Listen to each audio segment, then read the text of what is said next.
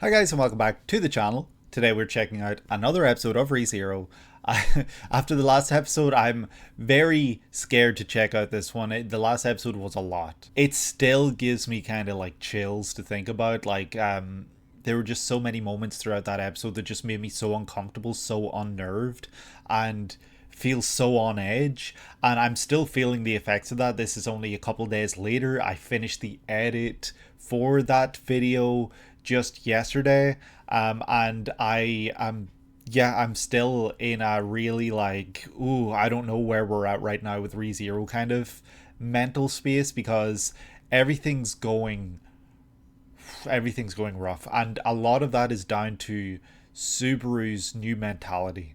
And this new mentality is the worst he's ever been. He is sacrificing himself and forcing himself through all these shitty situations so that he can learn, because he knows he can reset. And that is a terrible, awful, toxic thing that he is doing. But at this point, he feels like that's really all he can do. He feels like there's not really much more that he can do to change things. He has to learn. He has to be able to push forward. And yeah, the last episode brought up a lot of questions while, I was editing the video and everything, things that I was realizing that I never mentioned, or I never asked, or I never said during the recording of the video itself. Like the end of the episode, the light in Subaru's eyes literally goes out. You literally watch the light disappear in his eyes right before Emilia kisses him. Very heavily insinuates that he died in that moment. Emilia, I don't know if she realized or if she is literally that broken. Thank you to some of you guys who were answering some of the real big questions that I had that, I don't think these answers are spoilerish whatsoever, but I was very confused as to how Emilia got to this point within like 1 or 2 days. And yeah, you guys like kind of told me that she has been trying non-stop and has had nobody to lean on whatsoever. So yeah, it definitely would put someone to a breaking point, right? Especially, after going through everything that she's probably going through with looking into her past and everything like that. If what I'm thinking might be somewhat accurate, there's something there with Emilia's past that is definitely to do with the witch. Just what that is, though, is still unanswered, and it might take a while until we get those answers, but probably something to do with that village of elves, the frozen elves that we saw in Frozen Bonds. Another point worth mentioning that I did think about during the edit yet again, but was mentioned in a comment as well, is that Subaru surely at this point, or at least I was thinking, I wasn't thinking about Subaru, but I at this point was thinking, damn, like, is this what happens every single time Subaru goes back to the mansion? Because the only reason he knows about everything and he was able to see Emilia in this state is because he was literally, the teleportation was activated by Beatrice, which sent him all the way back to Sanctuary. There's no way he could have made it in time. There's no way he could have seen that otherwise. So yeah, is this something that has happened every time he is left? Because if that is the case, what is this poor boy to do? Like, what can he do at this point that protects the villagers and Amelia and everyone in Sanctuary, but also save everyone at the mansion? Like, I have no idea. The only thing I can think of, but this would be really difficult, is if Subaru literally goes to Amelia and says to her, hey, maybe take a break for a day, I'll be back. And he goes back to the mansion, gets Beatrice, and Beatrice activates one of her literal like portals that we saw in season 1 that takes them to Sanctuary. That's the only way I can think that this will maybe play out, where everything will be okay, because Subaru needs to make sure Emilia is safe. That's number one priority for him. So I don't know how he's going to leave to go back to the mansion, knowing that she is going to be in danger, mentally. But yeah, I suspect we'll get more Roswell content. We'll hopefully get some more Echidna sometime soon, because yeah, we haven't seen her in a few episodes at this point, and she has a big promise for us. She has a big lore drop, perhaps. She's going to tell us something. But also, Subaru has learned that she is not entirely to be trusted across these past few episodes. She has known more than she has let on. And also with Beatrice being perhaps, probably, I think it's actually been confirmed, but I don't know if it was 100% confirmed by Beatrice. She is a great spirit of Echidna, of Echidna's creation, rather. What could Echidna tell us about Beatrice? Who knows? We'll see. I hope we'll find out more in this next episode. We're going to dive right into this one. I'm very scared. I'm very worried. You guys were telling me that there's a lot of information in these next 2 episodes, so I should try my best to pay attention. So yeah, we're just going to jump right into this. If you guys enjoy, please leave a like and subscribe if you've not done so already, and comment down below letting me know, for anyone who was watching these episodes weekly, what that was like to have to wait an entire week, because this is intense. And yeah, we're just going to dive right into this. Hit the notification bell down below if you want to be notified when these videos go live. And we're going to check out right now ReZero Season 2, Episode 12. I hope I'm getting that right. Let's go. Just before we start though, I was literally just thinking this morning about how much simpler things were in Season 1, despite the fact that things seemed very intense and very heavy. You know, we had characters like Krush, we had characters like Reinhard, and we had a whole cast of other supporting characters, and there was the candidacy and everything, and things just seem so much simpler. And now it feels like we're kind of, honestly, like the stuff that we're dealing with this season, to me felt like kind of endgame content, you know, with the witches and everything. Like, I didn't think we'd be tackling this stuff for a very long time, so I'm very surprised we're doing it in Season 2, and I have no idea what's to come in the future of this series. But yeah, here we go. Season 2, Episode 12, let's go. Oh, we're going back. Okay, we got the reset. Oh, it's poor Subaru. Oh my god. Yep, your eye. This poor boy. He's realized it, okay. What do you do? Aww. Yeah, why is she suddenly, like, this way this time around? Like, what was the reason she wasn't like that prior to this? Yeah, okay, all of the above? Including Beatrice. If it cost me my life, that's not the way to look at it, Subaru. Come on, bro. Yep. But he doesn't know how. Yeah. He thought we would just do it. Yeah, it makes you wonder, like, what's in the book? Become like me? Like, yeah, what's up with that? Bullshit theory time. Is Roswell a future Subaru? Nah, he can't be. Because then he would know about Return by Death. Never mind. To Yugen? No, not Echidna, no. We're gonna go do number 2? Ooh. Okay, scream from the bottom of your heart.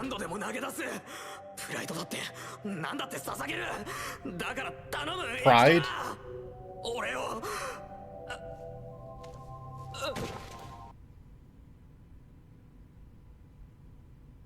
Is this what it looks like when he... That was yourself? We've heard you speak... What? What?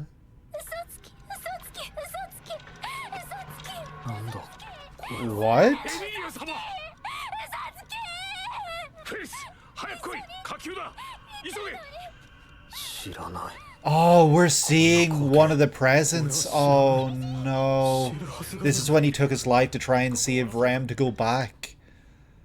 Is this what it looks like? So each timeline literally continues. It's not like it just comes to an abrupt end. Oh. Yeah, think about all those people crying right now. All those people that are hurting because of your reset, Subaru. Jeez. Jeez.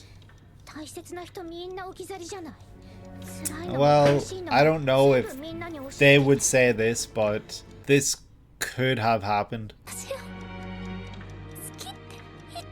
Yeah, literally that same day. Yeah. That's tough. That is very tough. I don't know if I ever once considered that possibility. That world after you died, yeah.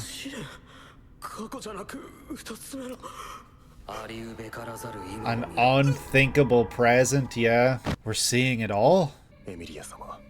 Oh my god. スバルの顔を拭ってやってください。どうしてスバルはこんなになっても私を助けに。 Yeah, that's back when that's all he was telling you. It was for you. 君と言葉を交わしたかったよ。 Oh, 夏木スバル。 I know you, Elias. I think you're going to be a really great companion and friend in the future. 私は君を Oh, 友と呼びたかった。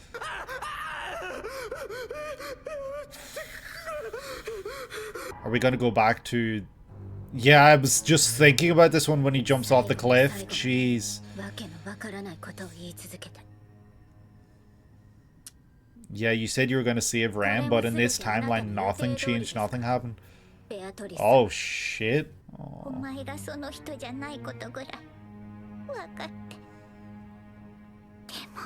The heartbreak and torture that they're all going through. Except Ram in this situation, rather.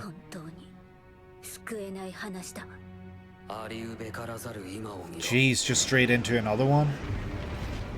Oh, big puck. Oh my...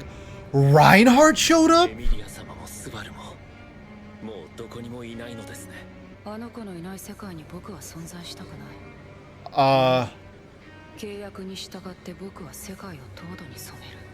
Okay, I forgot about that contract actually. It's good to be reminded. He and I? Subaru? Oh, Reinhardt, you're gonna fight Puck? Jeez. He really is. Look at his teeth shattered right there. Oh my god, he's using his sword. He's not using a different one. Shit, he's pierced the heavens. He took a Puck. Back to number 1 is the very, very first. Ram just with her arms crossed. I don't know why it's making me laugh. It really shouldn't with everything going on. Okay, this is a perfect way for Subaru to realize what he's doing right now is not good, because the feelings, the emotions, and everything that people go through, they still feel... Ram? Is that Ram? No?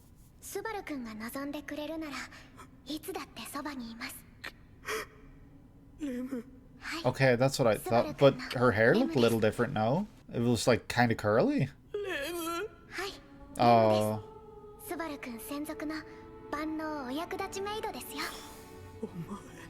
I missed you, Ram. You're gonna make me cry. Just seeing Ram again is like, it means a lot. It's been so long. He needs you so much, Ram. You have no idea.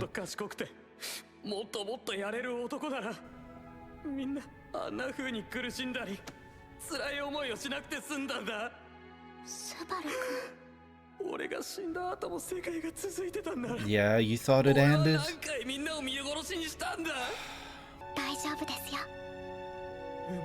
Those other features. Aww.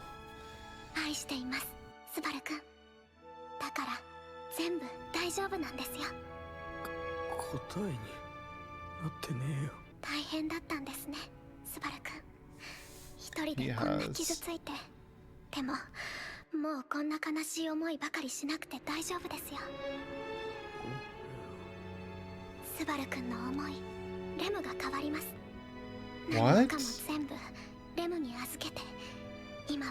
is like a Kuma situation? Nah, this isn't right. Ram wouldn't do this. Yeah, okay, yeah. Exactly. Yeah, I thought it didn't look like Ram at the start. Who are you and why are you imitating Ram?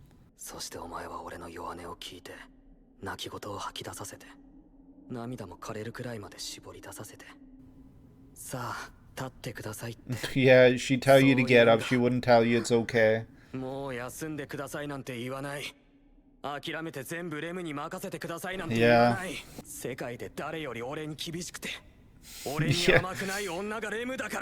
Yeah, this is true.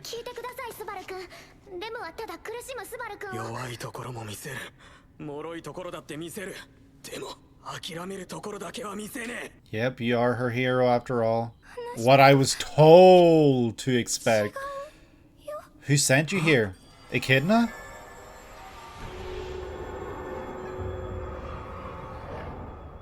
Who are you? カミラだよ。指揮を Lost. 始め。 Oh. わけのわからない空間はエキドナの夢か。レムの姿で She was 俺の前に tricked, 立ったのだよ。 perhaps? あれがお前の能力 By か。 Echidna? 違うよ。私が別の誰かに見えたならそれは。 Because you wanted to see, yeah. That's what you wanted to see. 私は嫌だったのにエキドナちゃんが。 Is this the tea party? やっぱりエキドナの仕業なのか。それ以上は命に関わるよ。 Echidna? Are you using your... Okay, yes, we have been in the tea party all along. 花嫁は相対していると呼吸を忘れさせる。最後 Shit. には心臓の鼓動さえもね。 So you brought us here where we couldn't die? Or were we here all along? But you said we would die, 魔 so 女なんだ。 you just brought us 悪 here. 巧みだよ。 An evil scheme, や yep. まねえよ。あれが一番効率的な手段だったから試練で君の心は擦り切れてしまっていたからね。俺を救うためだったって So いうの what か。 is that trial? 結果的 To に face our 君の心を future, 傷 but つけ because た we had こと so は many 言い訳できない。 futures? 罵倒も甘んじて受けよう。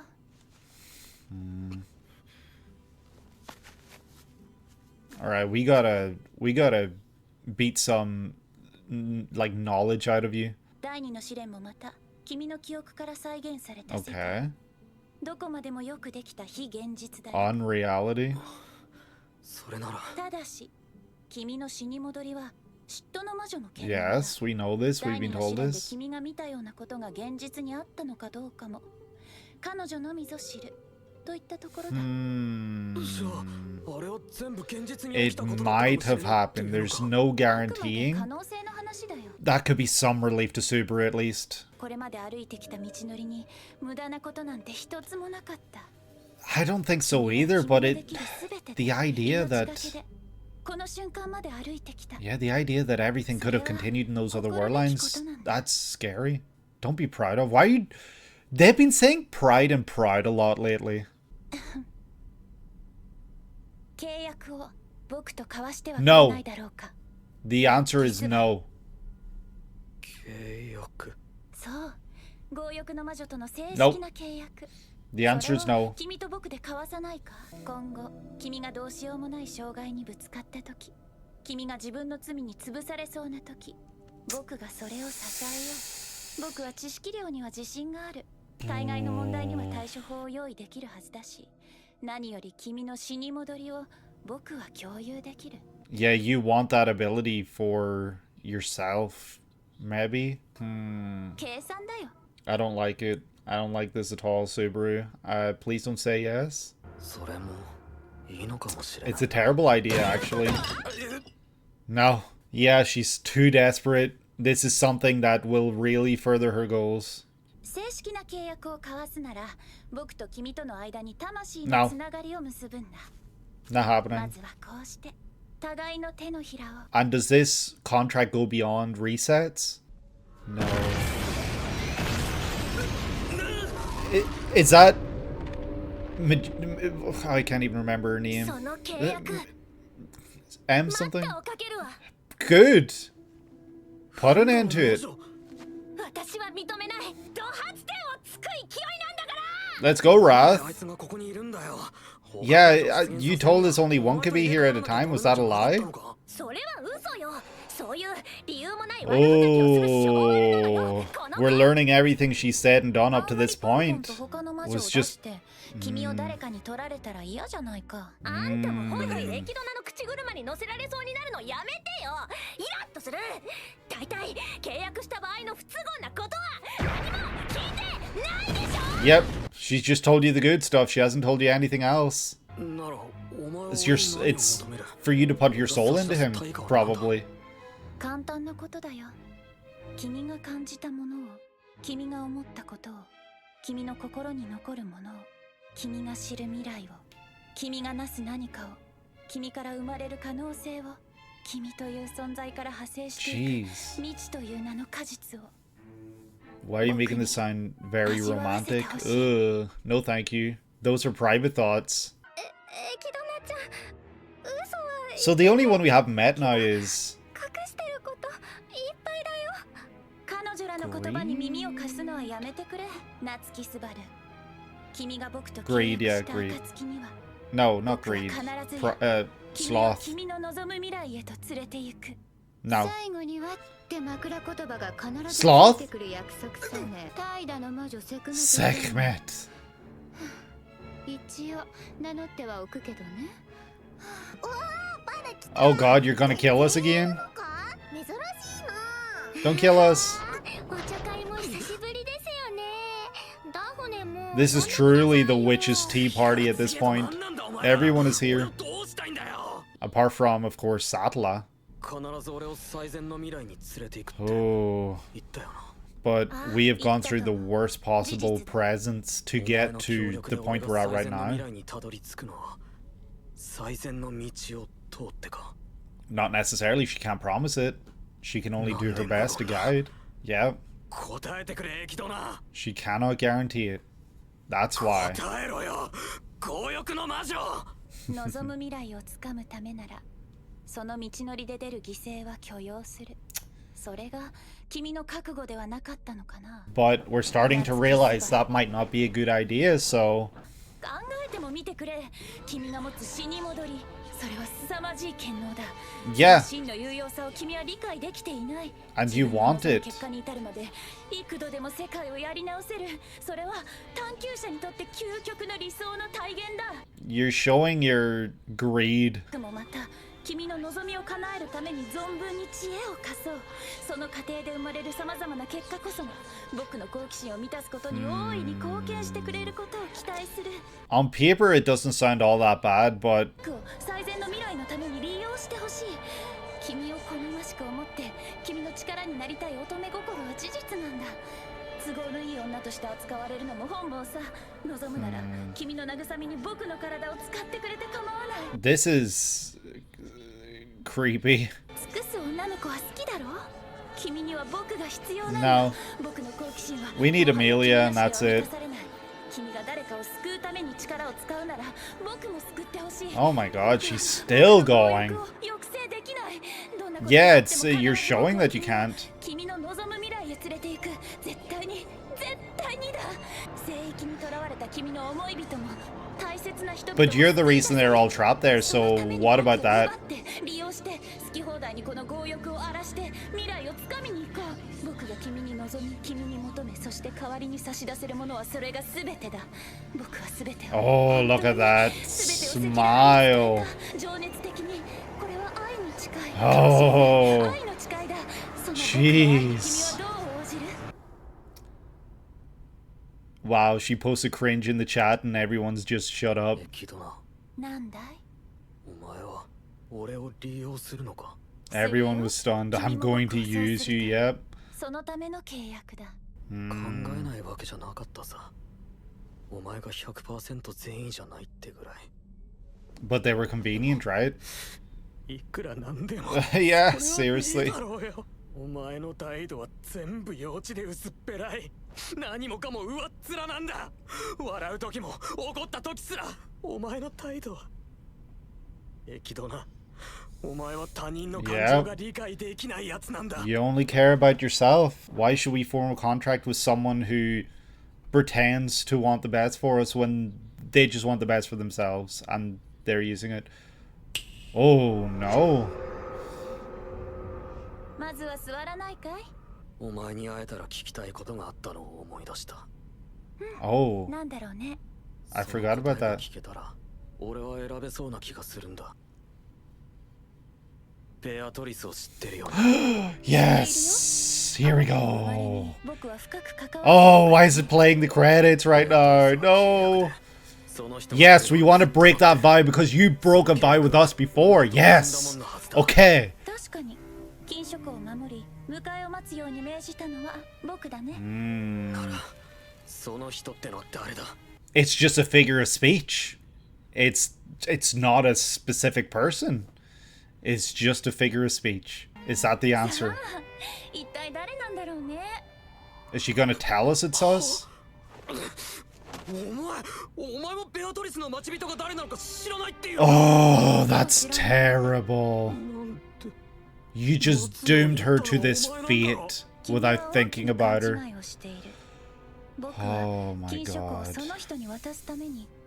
You created her. 僕はね、ベアトリスにその人を待つように約束させて、あの子が誰をその人に選ぶのか。もちろん誰も選ばず400年過ごしたことも一つの結果さ。Because nobody has proven to be that person. She's waiting for more. That's cruel. She was an experiment just like this sanctuary. She was a test subject to you, that's all. That she is. A monster, yep. Okay, good, I'm glad. Good for you, Subaru. You're gonna go and take Beatrice's? Yeah. That poor girl. 400 years. Because we did was that us making a contract almost when we took palms with her in the previous episode?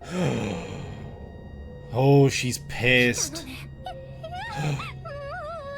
Sattler showing up? How could she be here? Oh my. Is Sattler? Oh. So do they not all hate each other? Oh, next episode's gonna be intense. Oh, the witches' tea party. And I love that it's all different colors. Oh my god, that did not feel like 27 minutes. That really didn't. That felt like a 12-15 minute episode. Holy shit. Yeah, so first of all, another great episode. Second of all, yeah, Echidna sucks. I'm glad that, I had those feelings from early on that I couldn't trust her, we couldn't trust her. I can't say I feel particularly disappointed in her or anything. I certainly don't feel disappointed in Subaru for, trusting her and going along with her for as long as he has. She has certainly been whispering, sweet words in his ears, the words that he needed to hear and everything like that. So she's been playing her cards very well to get close to Subaru. And so in terms of Subaru, I don't think he's a bad judge of character for this or anything like that. I think that he needed her when he needed her. Like, he needed everything that she was able to give him when she was able to give it to him. So I do think that in that sense, he was just a victim. But holy shit, like, I think it's really interesting that she's not like your typical villain or antagonist or anything. Like, go back to the previous season where we had figures like the White Whale, we had Pedal Goose, and we have in this season we've got Elsa, who was also season 1, but she's been a little more present this season, I feel like. You've got Elsa, you've now got Melee, and of course, there's also that looming threat potentially of Laibat and Kaitos and Regulus, I feel like his name is. Forgive me, it's been a long time since we watched that episode that I'm forgetting their names, but they're also antagonistic forces, and those are stereotypical, well, not stereotypical, but the kind of villains you would expect, who hurt people that you care about, who will go out of their way to kill them, damage them physically. But Echidna isn't like that. She is very just greedy, and she is antagonistic and villainous in the sense that some of the things she has done, specifically by the time we get to the end of this episode, the thing that angers me and Subaru the most is what she has done with Beatrice. In that sense, she is a villain. At the same time, I can't shake from my head, like, it's such an interesting type of villain that I can't quite put my finger on what is making me see her in such a way, because everything she's doing is true to her character, true to herself. It's not like she's decided chaos or anything. She simply wants to see what will happen. And she did exactly that with Beatrice. And with Echidna being who she is, you know, the witch of greed and everything, I wonder if she, well, it in my head it feels almost certain, but I wonder if she is the one who gave these books to both Beatrice and the Mathers family. If that is the case, then she maybe made up some bullshit, because the book isn't necessarily strictly accurate, because she has shared with us in this episode that she didn't plan for any particular person. She simply wrote that that person would appear. Actually, no, it wasn't in the book. Forgive me. The book must be accurate. The book is probably completely true and accurate, and everything in there, you know, everything is true. But it was Echidna who said, the last thing, I think Beatrice said, the last thing Echidna ever said to Beatrice was that that person would show up one day. And she didn't say who, she didn't say when. So Beatrice, not knowing more than that and being duty bound to her promise, her oath, everything like that, she has been waiting for that person, because she cannot break that contract herself. She is waiting for that person to show up so that the contract will end. And she hasn't chosen anyone because she probably doesn't feel like anyone has been necessarily worthy enough, or that they have fit the kind of ideals that she has in her mind, in her head, of what this person would be like, what this person would do for her. She has simply seen these people that have shown up in her life as other people, opposed to those people, that person. And so characters like Puck probably give her a lot of comfort because they're familiar to her, whereas everyone else are probably just disappointments. Characters like Subaru, characters like Ram, Roswell, all just disappointments and not furthering her goal of getting out of here whatsoever. So maybe that's why she's got some hostility. So like I was saying, Echidna is literally using Beatrice as a test subject. She created her as an experiment. We know that she is someone who participates in a lot of experiments, because that's the whole point of this sanctuary, as we have been kind of told to understand. This place is her subject ground. It's her experimentation grounds. And she has been experimenting on this place, and she has further experimented with others like Beatrice. And yeah, it's so upsetting to see the way she talks about Beatrice and the way she created her and what she planned to do with her. Because poor Beatrice doesn't know what to do. She is stuck there, waiting, helplessly, hopelessly at this point. She has no hope, and she is just suffering. I'm just starting to think back, and all the way back to earlier in this season when Subaru completed the first trial. We know that she used his memories, so she had access to his memories from that point, and that's when she learned about Return by Death.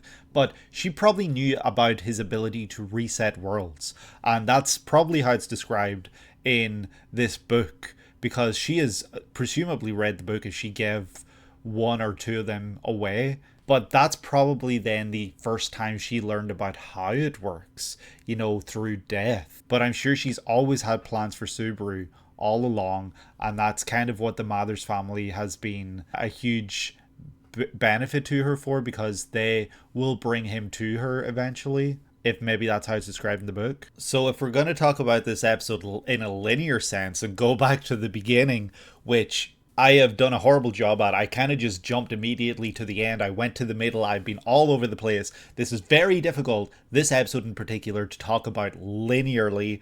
That's probably not even a word, but in a linear sense. And it's, yeah, even saying linear in an episode that kind of shows previous futures, previous presents, previous this, that, the other, it makes no sense. But you know what I mean, going from beginning to the end of this episode. So I'm going to try my best and go all the way back to the beginning here, where Subaru wakes up and he realizes, because he's got his eye back, he feels his lip and everything where Amelia kissed him. But would he have known about that kiss because he had just died? I guess he still had, you know, he was dead but not quite dead. Like maybe there was just that few seconds of life left in him, but the life had gone out of his eyes, you know, and that's why he knew about the case, why he felt it and everything like that. That's my only assumption there. But anyway, he died in her arms anyway. He realizes himself, this is what happens when I leave Emilia. I need to figure out a way to change everything, to fix everything without that being the case,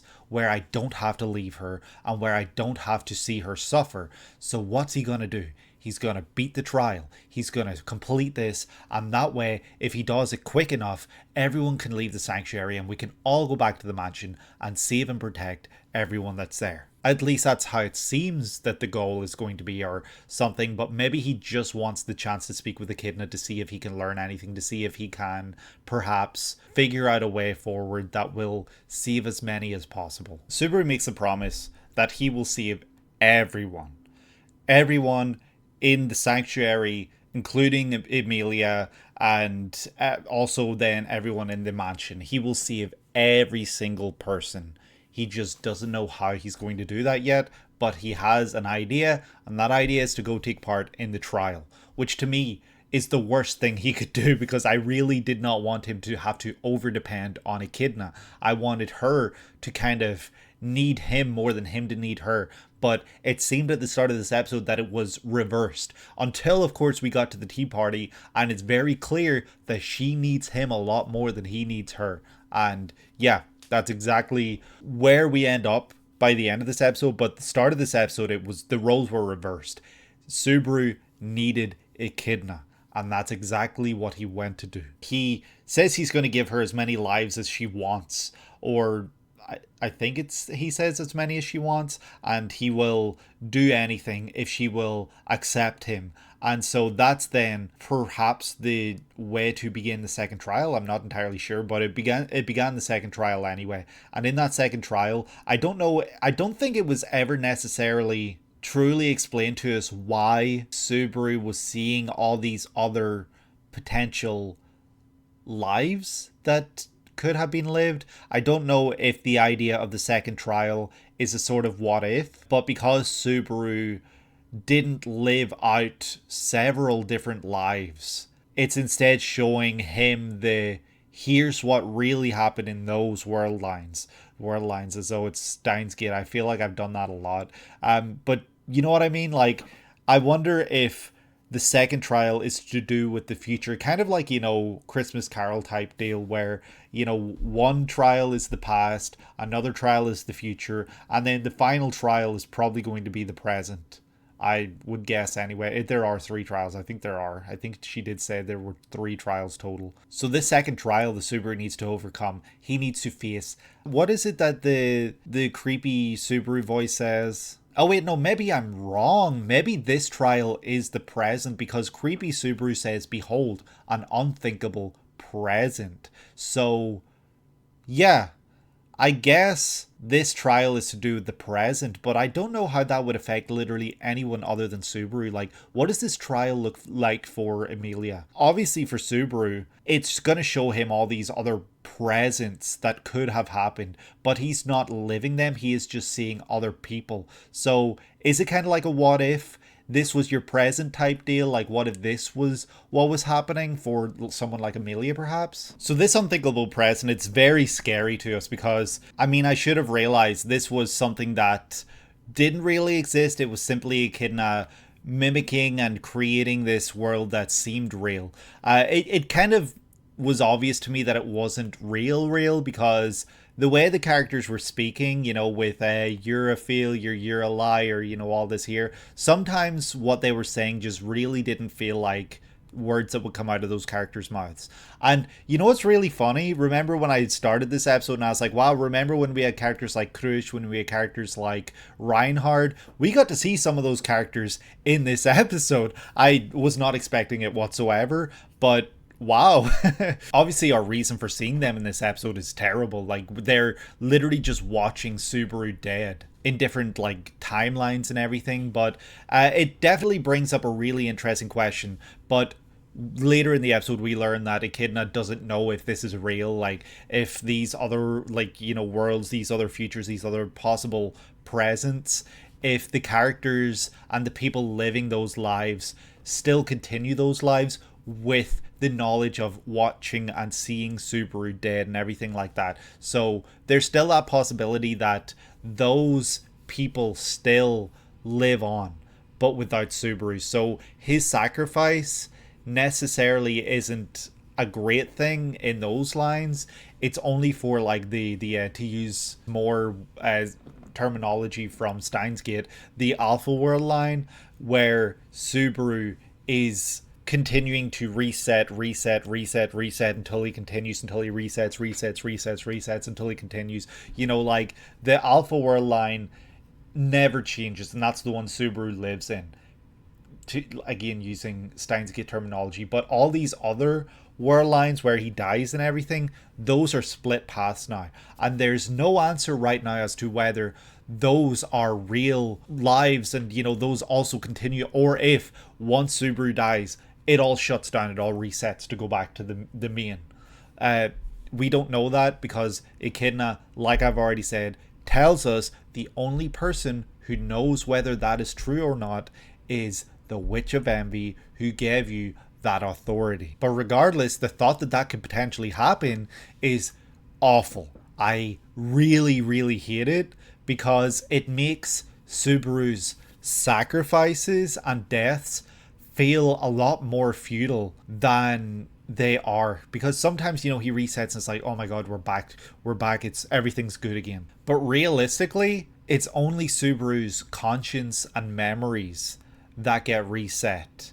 Everything else could potentially still play out in those other lines. And yeah, just seeing all these other lines and stuff with the other characters, it was kind of heartbreaking. It definitely was heartbreaking to see a lot of them. Characters like Emilia bawling over him in an absolute mess. Characters like Wilhelm and Ferris, who were just broken as well over his death. And then we get to see Julius reacting, wanting to call him a friend and everything like that. A lot of these do feel very real.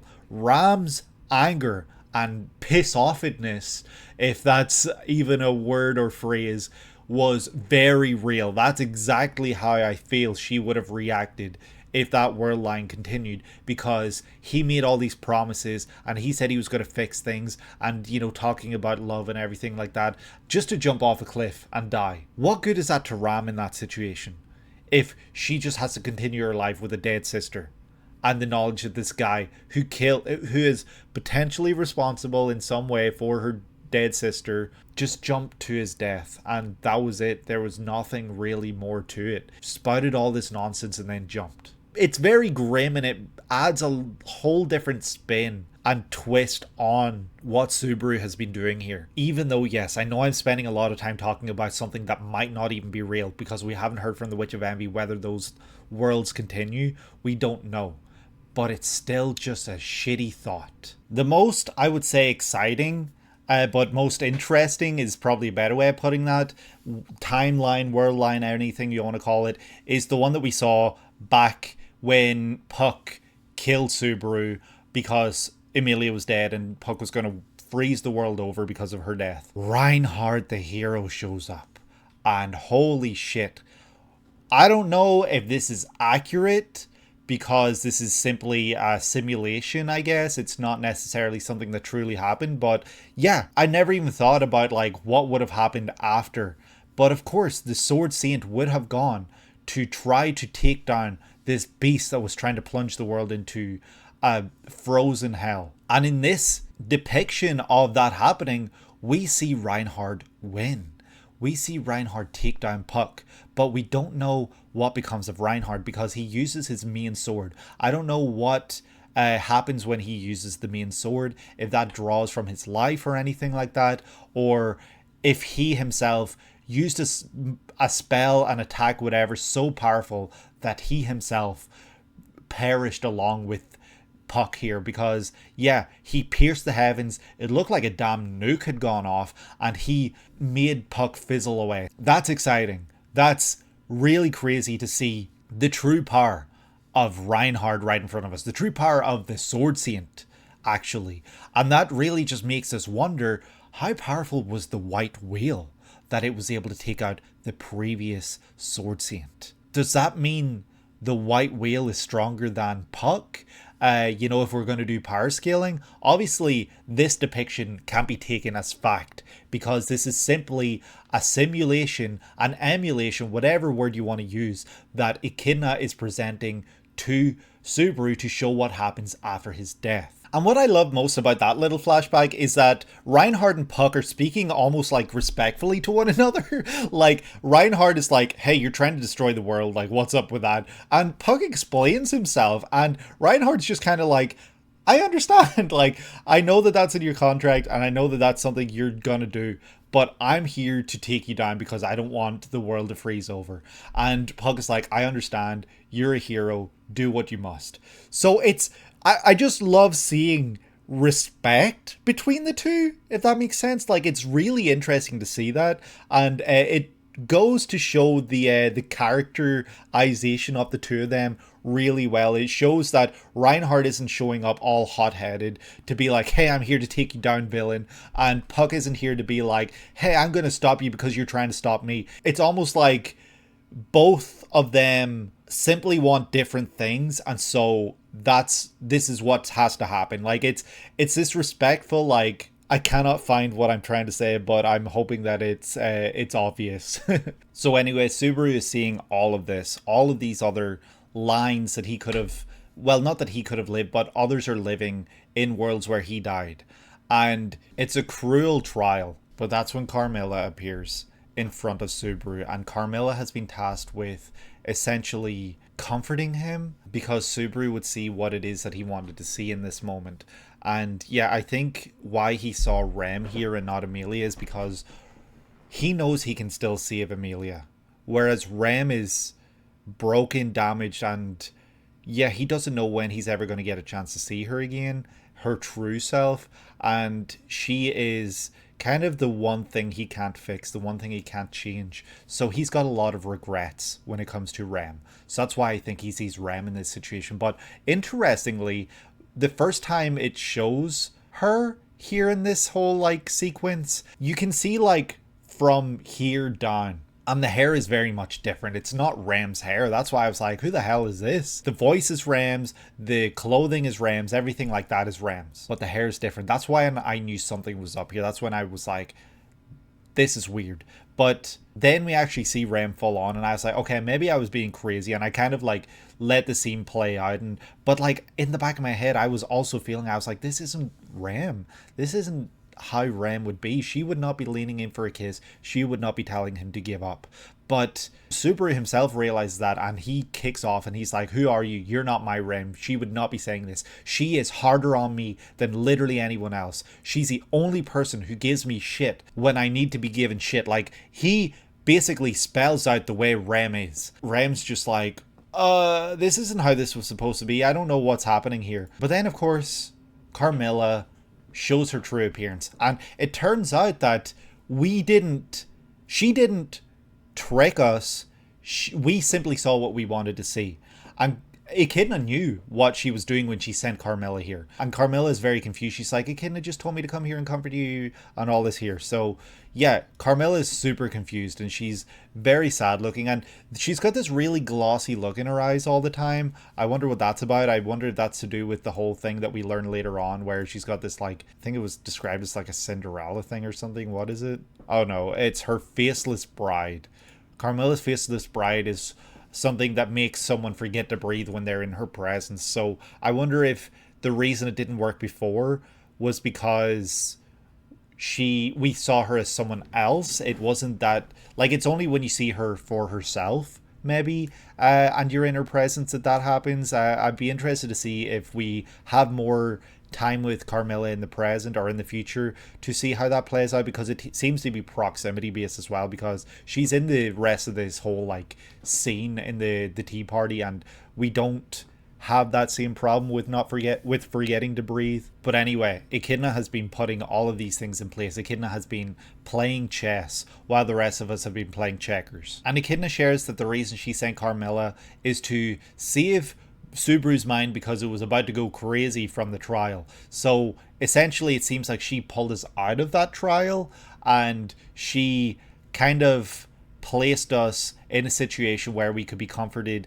by whoever it is that we wanted to see. But Subaru saw beyond that because, of course, it was Rem, and he knows Rem so well. And yeah, Echidna herself even says she was up to no good. She was scheming. She was putting evil plans in place. And yeah, she's not hiding it anymore, but also maybe she's kind of speaking like ironically, and she's speaking like humorously. Like she's like, yeah, I was doing bad things. Haha. Like it was just kind of like jokey. And I guess I'm answering my own question because she kind of tells us that the second trial is creating a world that didn't really happen out of our memories. So none of these things really happened. But she cannot guarantee that they wouldn't have continued these other world lines when we died. She can't make that guarantee because it's Envy that is the only person who can tell us. Sadla. So that just tells us we're going to have questions in the next episode.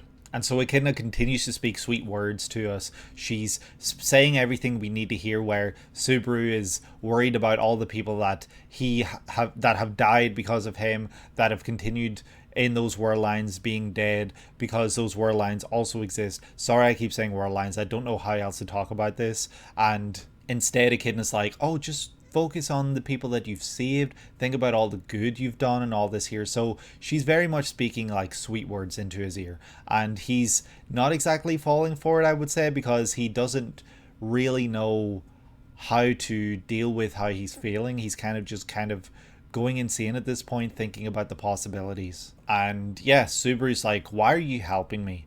And she's like, I want to form a contract. Though she's not as coy about it. She's like, well, are you going to make me spell it out?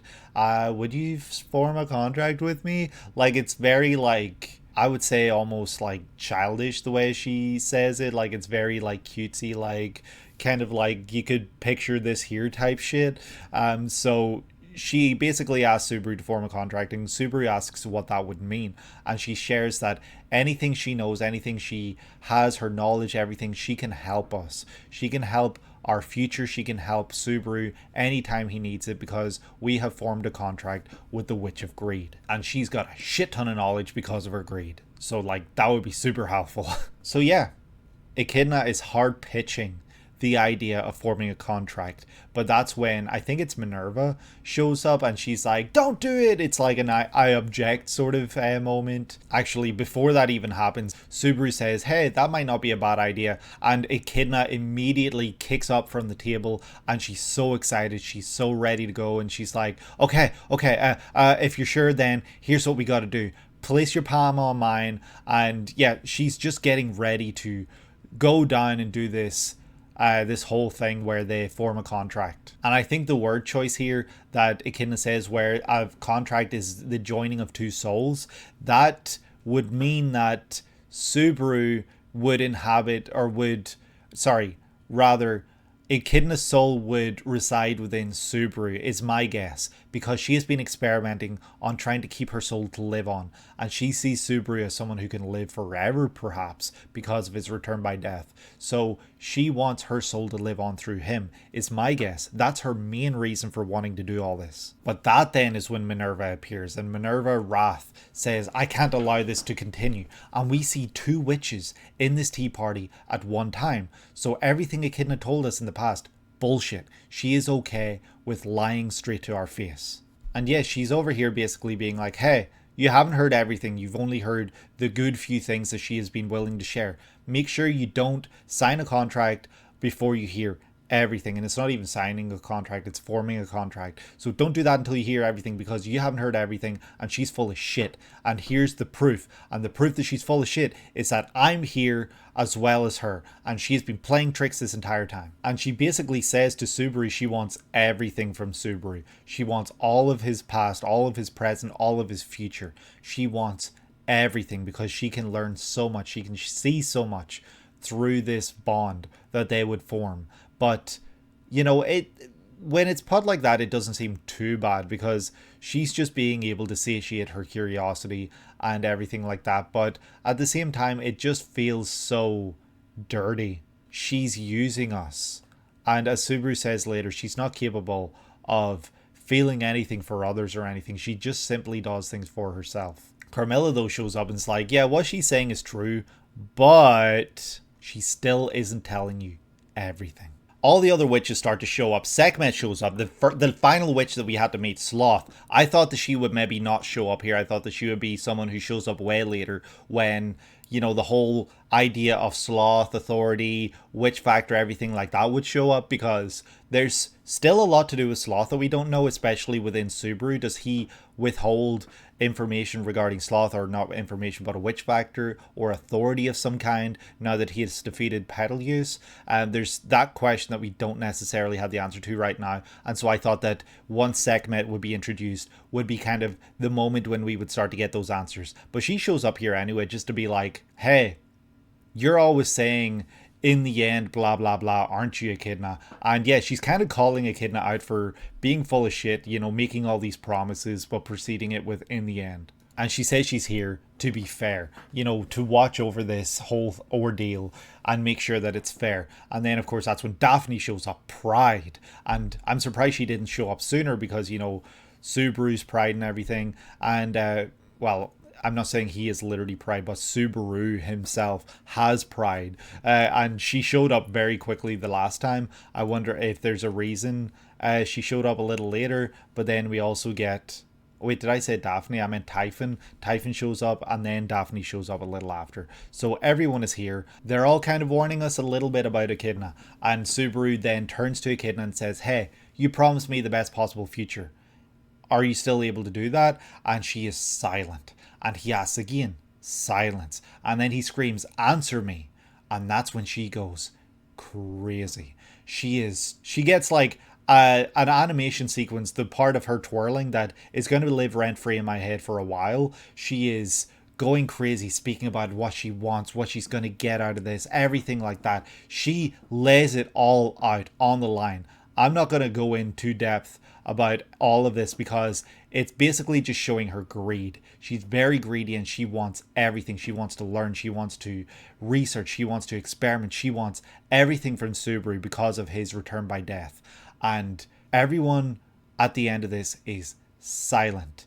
And we see her pull some crazy face. And I don't know if that was kind of metaphoric, kind of showing the sinister side of her. But because, you know, it transitions from a very normal, happy looking face looking out to that sinister face. And then when we cut back, she's got a normal looking face. So I don't know if it's kind of just metaphoric and she didn't actually pull that face literally. And so basically she lays it all out and she's like, all I ask in return is for you to accept, basically. And yeah, Subaru is just like, everyone is silent at this point. Like it's honestly kind of crazy just how much how nobody responds to it. And then Subaru himself realizes her goals, what she wants, are very selfish, and she does not understand people. She doesn't care about people. She'll just do whatever she wants and needs with people to get satisfying results, to know the answers to what if situations. She does not necessarily care though about the people in those situations, and Subaru realizes that. And that's when Subaru asks the question about Beatrice. He asks if she knows about Beatrice, and Echidna responds, of course, I was responsible for her birth, of course I know Beatrice. And Subaru's like, who's that person? So he's almost flipping the script. He was told to tell Beatrice to ask the question, but instead Subaru asks that question to Echidna. I don't think Echidna foresaw this happening. They probably didn't. And I think it's very interesting and cool that we didn't get that question when we were speaking with Beatrice, but we get the question speaking with Echidna, because Echidna was the one who said to Beatrice to wait for that person. And Subaru is asking this because he wants to be able to set her free. He doesn't want to force her out. He wants Beatrice to leave of her own accord. He wants Beatrice to have her own free will. He does not want to force her anymore. He doesn't want to put a role on her, a responsibility, because those days for Beatrice should be long gone. She should be able to live her life freely. I'm also thinking back to the episode where Subaru and Beatrice did actually technically form a contract all the way back in season 1, like episode 6 or 7 or something like that. Did they do the hand thing? I cannot recall, it's been so long. But Subaru says, I'm not going to take your hand. I'm going to go back and take the hand of the girl who's been waiting 400 years over some bullshit lie that you said, because you have been waiting to see who she will go with. You've been experimenting. You have put her through hell because she has trusted your words, because she is fulfilling an oath that you placed on her. That's bullshit, Echidna, and I'm going to go help her. So yeah, Subaru, what a great guy to say this, especially in front of Echidna and in front of all the other witches. He's like, screw you, I'm going to help the only person who is actually a victim here. But her answer pisses Subaru off, and he calls the whole thing off. But as Subaru says he's going to go take Beatrice's hand, that's when the whole area turns dark and Satala shows up. I don't know if she's jealous and envious of what Subaru just said, or if she's showing up to the tea party because she has other reasons. But we will hopefully find out more in the next episode. I'm very excited. I cannot wait. I hope we get some more time with Satala and she says more than I love you. I just don't know what's going to happen in the next episode. But Echidna looked either pissed or scared once Satala showed up here. And yeah, Typhon was like, oh, hi, Tella. So yeah, it really puts a flip on the whole thing that the witches are potentially scared of Satala because of her consuming them. Because some of them don't really care that Satala is here. They're just kind of like, oh, hi, Satala. Whereas Echidna is the only one who kind of flips that whole thing on its head here. So I wonder if Echidna put out false stories, false reports. Maybe there's something weird about the relationship between Satala and Echidna. Who knows? I'm very excited for the next episode. This was a hell of an undertaking to watch and to talk about. This was absolutely mind-blowing. This was huge, and I'm very excited to see where we go in this next episode. But yeah, I'm probably going to wrap this one up. This was crazy. And yeah, thank you guys for watching. I hope that you guys enjoyed. If you did, please leave a like and subscribe if you've not done so already, and comment down below letting me know how waiting for these episodes weekly was. I cannot imagine. And yeah, that's going to do it for me for today. I hope that you're having a great day today and that you're able to take it easy. I will see you in the next one. Take care.